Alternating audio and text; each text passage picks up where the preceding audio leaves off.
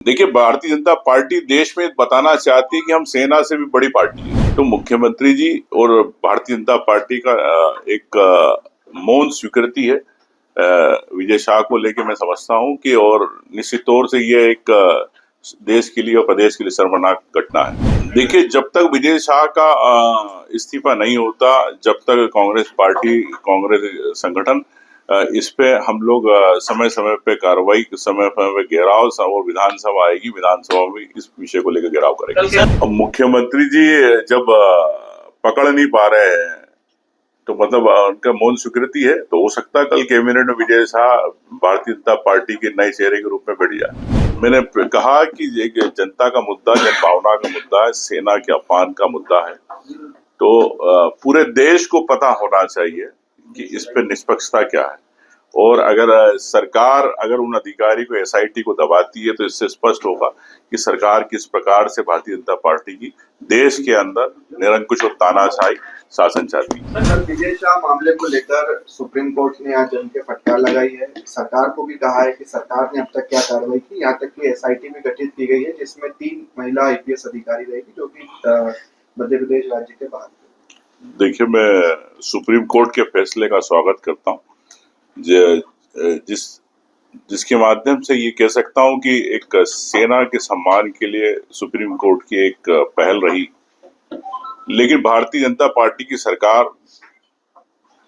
केंद्र की सरकार चाहे मध्य प्रदेश की सरकार हो, कोर्ट जाग गया, लेकिन आप लोग नहीं जाग रहे। माफी अयोग्य, जिस प्रकार से सुप्रीम कोर्ट ने टिप्पणी करी कि यह आपका जो कृत्य है, ये माफी योग्य नहीं है, लेकिन भारतीय जनता पार्टी को लगता है कि ये योग्य है कृत्य, इसीलिए सरकार ने अभी तक आपने मंत्री पद से इस्तीफा नहीं लिया। तो इसका मतलब पूरी जनता को दिख रहा है, देश की जनता को, प्रदेश की जनता को दिख रहा है कि ये माफी योग्य इनके बयान नहीं है। लेकिन भारतीय जनता पार्टी की सरकार, मोहन यादव की सरकार और दिल्ली की सरकार, बीजेपी की सरकार को दिख रहा है कि योग्य कृत्य है। इसका मतलब यही हुआ। तो मैं समझता हूं कि अगर Bharatiya Janata party supreme court के आदेश या टिप्पणी से अगर गंभीरता रखती है, तो तत्काल विजय शाह का इस्तीफा होना चाहिए और इस पे कार्रवाई होना चाहिए। तो आपको क्या लगता है इस्तीफा क्यों नहीं होना? क्या वजह है कि इस्तीफा न लेने का कारण, और बीजेपी का, सरकार का इस्तीफा न लेने का कारण? देखिए, भारतीय जनता पार्टी देश में बताना चाहती है कि हम सेना से भी बड़ी पार्टी है। ये बताना चाहती है कि हम जनता की भावना से भी बड़ी पार्टी है। तो मैं समझता हूं कि भारतीय जनता पार्टी में इतना घमंड हो गया है कि ना मीडिया की बात सुनना चाहती, ना जन भावना सुनना चाहती, न सेना के अपमान की बात को लेके सुनना चाहती। तो ये स्पष्ट है कि जब भी माननीय कोर्ट भी इसमें आते इस प्रकार के निर्णयों में, जब सरकारें नहीं सुनती। सामान्य आदमी की गिरफ्तारी तुरंत हो जाती है। 6 दिन हो गया, 14 तारीख से आप तक गिरफ्तारी नहीं हुई है, तो कैसे देखें? सरकार के मंत्री हैं, आम आदमी कुछ भी कर दे, बोलते हैं, तुरंत गिरफ्तार हो जाता है, यूट्यूबर गिरफ्तार हो जाता है, इन्फ्लुएंसर। देखिए, मंत्री पद पर है, निश्चित तौर से मंत्री पद पे है, और सरकार के इंटेलिजेंस को पता है कहाँ है वो।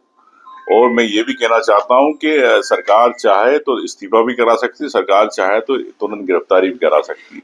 लेकिन आम व्यक्ति, आप देख रहे हो किस प्रकार से आम व्यक्ति में देश प्रदेश में घटनाएं, केस दर्ज होते हैं, लेकिन जब उन पे दर्ज होते तत्काल पुलिस कार्रवाई करती, घर परिवार को उठा लेती।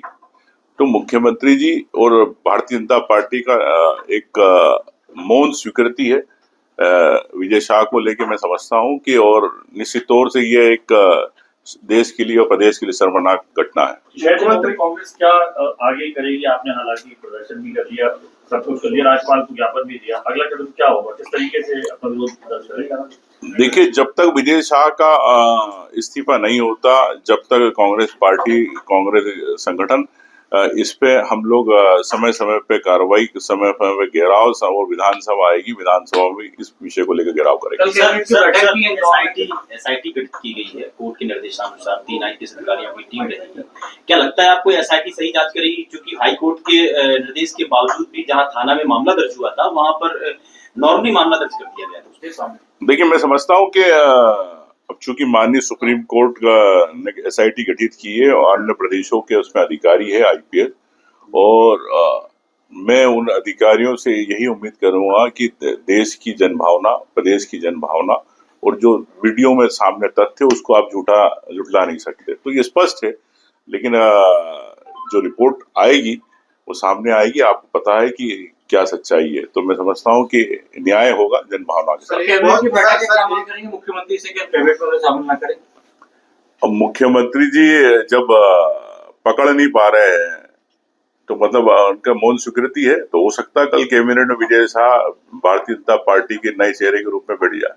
सर, एक इम्पोर्टेंट चीज ये है कि हाईकोर्ट ने जब एफआईआर की और उसके बाद जब सबमिट की मध्य प्रदेश पुलिस ने, तो हाईकोर्ट ने कहा कि अब हमारी निगरानी में होगी। सुप्रीम कोर्ट ने जो एसआईटी बनाई है वो भी सुप्रीम कोर्ट की निगरानी में जांच करेगी।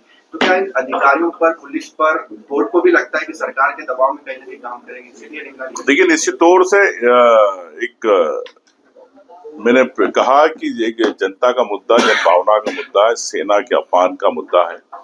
तो पूरे देश को पता होना चाहिए कि इस पे निष्पक्षता क्या है, और अगर सरकार उन अधिकारी को, एसआईटी को दबाती है तो इससे स्पष्ट होगा कि सरकार किस प्रकार से भारतीय जनता पार्टी की देश के अंदर निरंकुश और तानाशाही शासन चाहती है। सर, कोर्ट ने ये भी कहा अपने आदेश में कि ये जिम्मेदारी सरकार की है कि निष्पक्ष जांच हो। निष्पक्ष जांच बिना तरीके की कैसे हो सकती है कैबिनेट मंत्री पर? आपको लगता है कि अभी तक तो कोर्ट के पाले में बॉल थी, लेकिन अब कम से कम नैतिकता दिखानी चाहिए? मंत्री नहीं दिखा रहे तो सरकार को दिखानी चाहिए। तो मैं सोचता हूँ कि मुख्यमंत्री हो चाहे भारतीय जनता पार्टी के नेताओं में नैतिकता बची नहीं है। अगर आप जब जनभावना नहीं समझ पा रहे तो फिर काय की नैतिकता की बात कर रहे हो?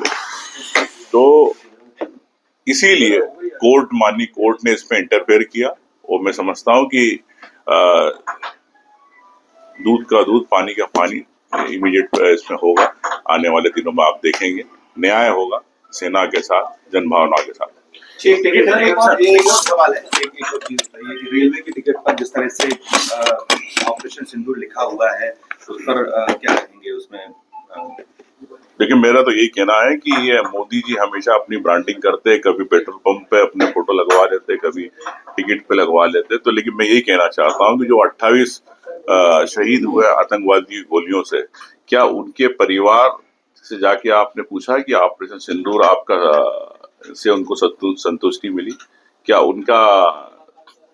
उनकी अंतरात्मा क्या कहती है, उन बहनों की अंतरात्मा क्या कहती है? क्या मोदी जी ने उसके प्रयास किया? आपने 40 लोगों की सांसदों की टीम बना दी।